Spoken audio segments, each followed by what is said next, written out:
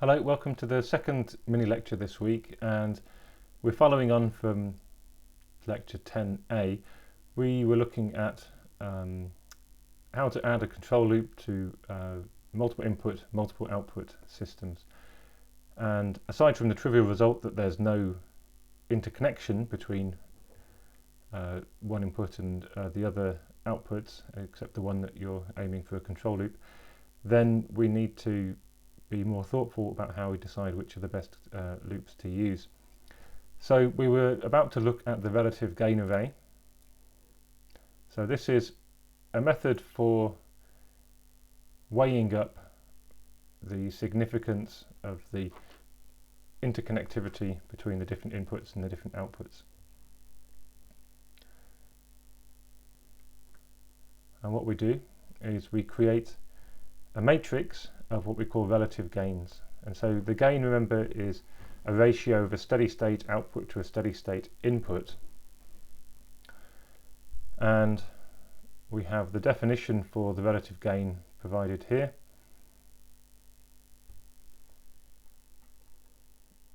And we'll look at that on the paper.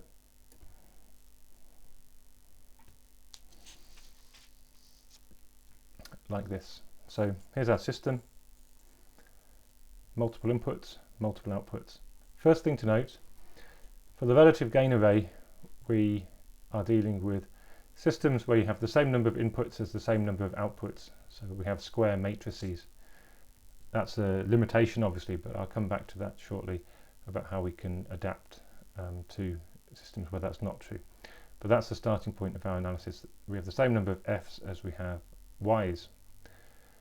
And we want to assess what's the relative interaction between each of the inputs and each of the outputs, basically. So what we're doing is we're looking at what's the relationship between one input and one output. So we have a delta y divided by a delta f. So what's the difference in output y1 compared to the input f1? And we consider that in two scenarios. In the first case, we consider it if we make all of the other inputs equal to 0. So we force all those to be 0, we apply a change to f1, and we look at what's the steady state change going to be to y1. So we write that like this: it's delta yi divided by delta fi, keeping all of the f's constant, so keeping that's fj, keeping fj dash constants where j dash isn't equal to j. So that means that we're keeping all of the f's constant apart from that one. Okay, I think that bit's straightforward. Then on the bottom, we're looking at, okay, we're going to put a change onto our f, and we're going to look at what the change on y is. But this time, we're going to keep all of the other outputs constant. How can we do that? How do we keep an output constant? Well, we can only do that by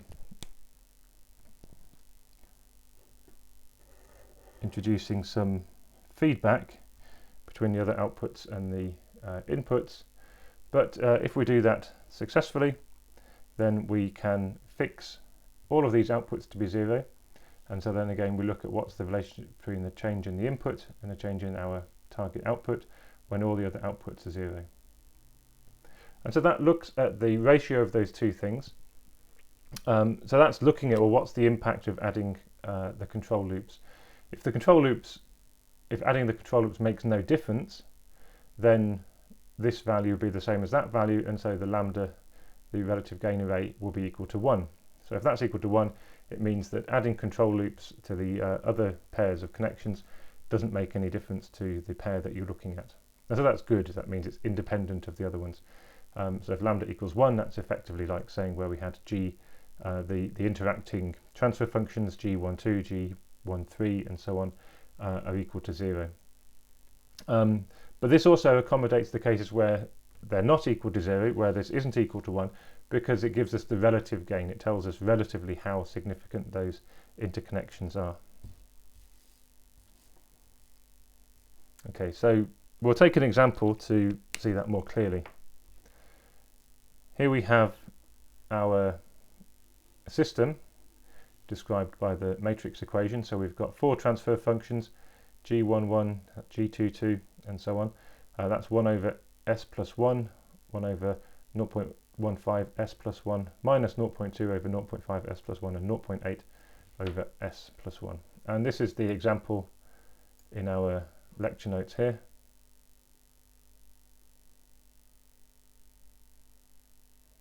On this page here.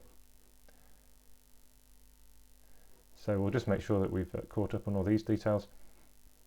The 2x2 system, so yes, so we're looking at what happens when we look at the relationship between f1 and y1 when f2 is kept constant, and then the relationship between f1 and y1 when y2 is kept constant via the action of a controller. So it tells us the relative impact of adding that controller. If that's equal to 1, that's what we said before. The effect on y1 is not affected by closing the other control loop. If lambda is between 0 and 1, what does that mean? Well, that means that adding the control loop has decreased the effect of f1 on the output y1. So it had an effect on the process, but may be acceptable. It depends how much it's diminished the effect. If lambda is less than 1, if it's negative, then really that's going to be a problem because that's reversed the interaction. That means that by adding the control loop, the essential interaction between F1 and F2 is now the opposite of what it was before. And that's going to cause real problems if you're trying to control a system. By closing that control loop, you've fundamentally altered the way that the system's responding. So the things to look out for: if it's equal to 1, obviously that's great, there's no interaction, that's the trivial case. If it's negative, then you have to definitely not use it. If it's between 0 and 1, then maybe you could use it. It depends on how large it is and what your other options are. The bigger the better, the closer to 1 the better. What's not on this list, if lambda is positive, is greater than 1, positive and greater than 1, then that's probably acceptable too. That means that by adding the closed loop, by closing the loop on the other connections, we have accentuated the relationship between F1 and Y1. So it's the same type of relationship, it's just more so. Then that may be acceptable too.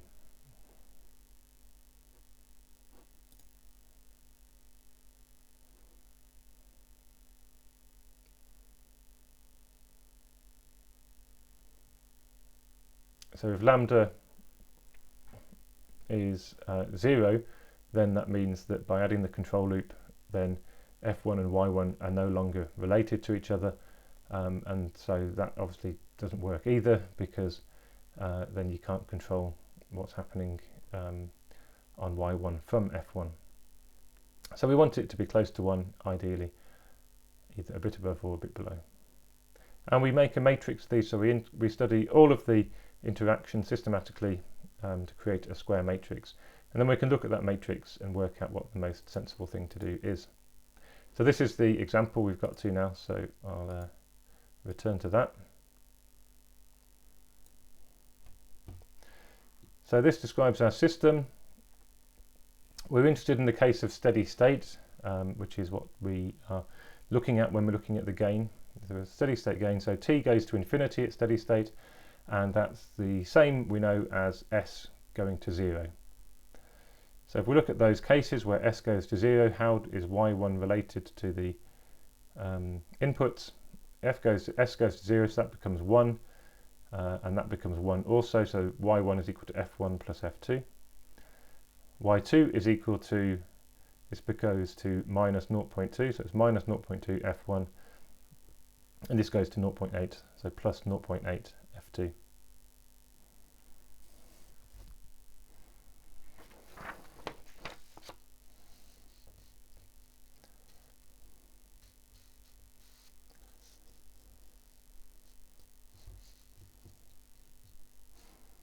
And so now we've got an expression, y1 equals f1 plus f2, y2 equals minus 0.2 f1 plus 0.8 f2. And if we need to, we can substitute in for f2 here. So we can use this equation to write an expression for f2 in terms of y2 and f1. So we can substitute in for f2, and then we'd have this y1 equals f1 plus y2 plus 0.2 f1 divided by 0.8, where this part of the expression is equal to f2. And why have we done this? Well, now we have got expressions for y1 and y2 in terms of f1 and f2. That's what we need. Look, we've got y1 derivative of y1 by f1, or whatever index you're using, and so now we can work out what those are. So let's look at the first one. So lambda 1 1 in this case.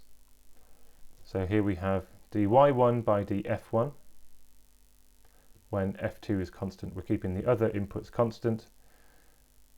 So let's look at y1. So can we differentiate y1 with respect to f1?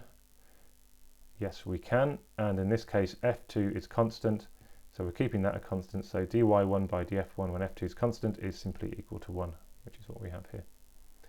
The other one is dy1 by df1 when y2 is constant. So dy1 by df1 when y2 is constant. If y2 is constant, that means f2 is going to be changing. The way that we're making y2 to stay constant is by changing f2. So when y2 is constant, f2 is not constant, and so that's when we need to make the substitution. So now we have an expression for y1 in terms of f1 and y2 is constant. So this is the expression we can use for the denominator. Now we differentiate this. So differentiate f1 by df1, that's equal to 1, and then we differentiate this term by df1 when y2 is constant, so that goes to 0, and that goes to 0.2 divided by 0.8, which is 0.25. So we have 1.25 f1 here, and so that's where our 1.25 comes from here. 1 divided by 1.25 is 0.8. So by considering our equations for the system and then considering the steady state version of those equations, we're able to calculate individually what the elements of the relative gain array are. That's great. Once we've done that, we can populate the equation as we've done down here. So we calculated lambda 1 1, that's this value here, 0.8, and now we can use a rule which is that the sum of the rows is equal to the sum of the columns, which is equal to 1 for the relative gain array matrix. So that's a useful rule which we're not going to prove, but is true, and it means for a 2 by 2 case, once you've calculated one value, you can work out all the others. That's 0.8, so that must be 0.2, and that must be 0.2, and therefore that must be 0.8 as well. So we can quickly populate that matrix. And in this case, then, how can we use this to work out which connections we should make? Well, obviously 0.8 is pretty close to 1, 0.2 is pretty close to 0. So we want to avoid ones that are 0, and we want to use ones that are close to 1. So we're going to use these two as our loops. So that means that y1 would be connected to f1, and y2 would be connected, our control loop would be connected to, closed to f2. So this then indicates what are the best control loops to use. So aside from the trivial case where these are 0 and there's no interaction at all between certain inputs and outputs, now we can weigh up what the relative interactions are between inputs and outputs, and therefore we can pick the pairs which are going to be best behaved. And once we pick those, we can use our normal control strategies to create those loops. So now we'll just look at a couple of other possibilities and see what we would do. So here if we had a matrix which was 0.1, 0.9, 0.9, 0.1, of course that's like the opposite of what we had before. These 0.9s are the interactions we want to target for the control loops, and the 0.1s are the ones we want to avoid. So that means we're now connecting y1 to f2 and y2 connecting that to f1. That would be the sensible way to do that. If we have this case, 0.4, 0.6, 0.6, 0.4, then it's not clear cut what to do, is it? None of these are obvious candidates for making a control loop. So we've still not solved that case. We'll take a look at this case here. So now taking a 3 by 3 case, let's look at the matrix 0.2, 0.7, 0.1, 0.75, 0.1, 0.15, 0.05, 0.2, 0.75. So we can see that there are some standout values of lambda here, 0.7, 0.75, 0.75. So those are ones we're going to be interested in. The simplest strategy for building, adding control loops to a MIMO is to just use one input and one output once. So don't have multiple loops coming off a single input or a single output. Just try and use each one once. And so we're looking to have one value in each column or one value in each row as what we want to use. And this is nicely arranged like that. These are all in separate rows and columns, and so we can see that these are going to be good targets to use for our control loops. So what does that look like?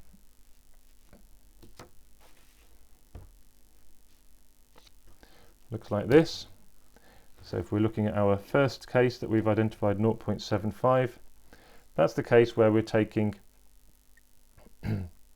Y2 and connecting it to F1. So in that case, we're making a control loop from Y2 to F1. So that's indicating what the sensible control loop to use is. The next one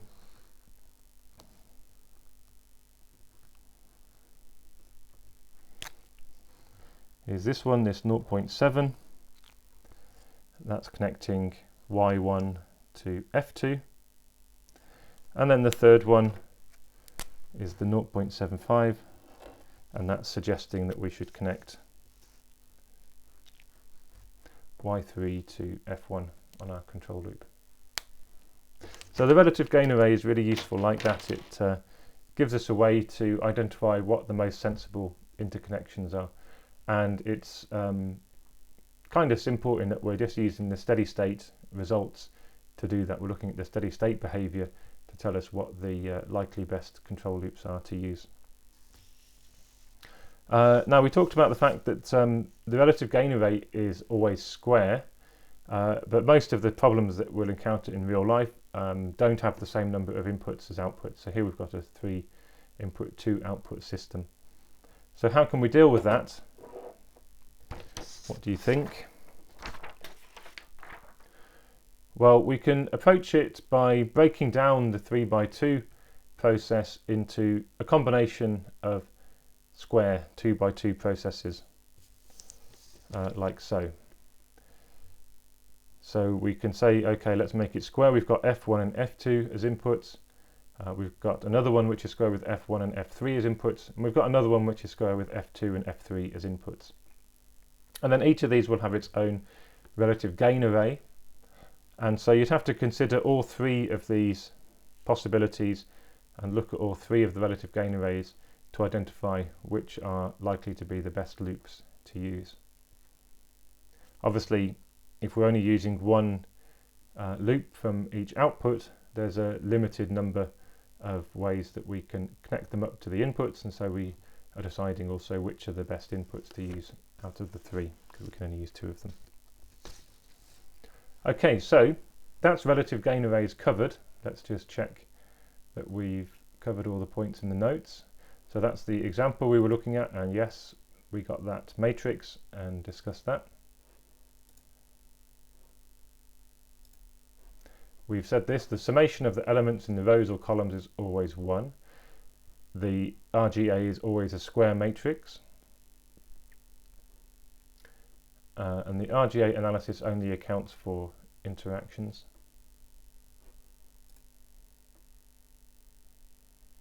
Okay, so the one instance that is left that we've not dealt with yet is this one here. This was the awkward RGA where there weren't obvious control loop connections to make. All of the inputs and outputs are heavily coupled, and there's not an obvious way of tackling this system with simple feedback loops. So the third lecture is going to take a deeper look into this question and to see what we can do to the process to tackle that one. Thank you.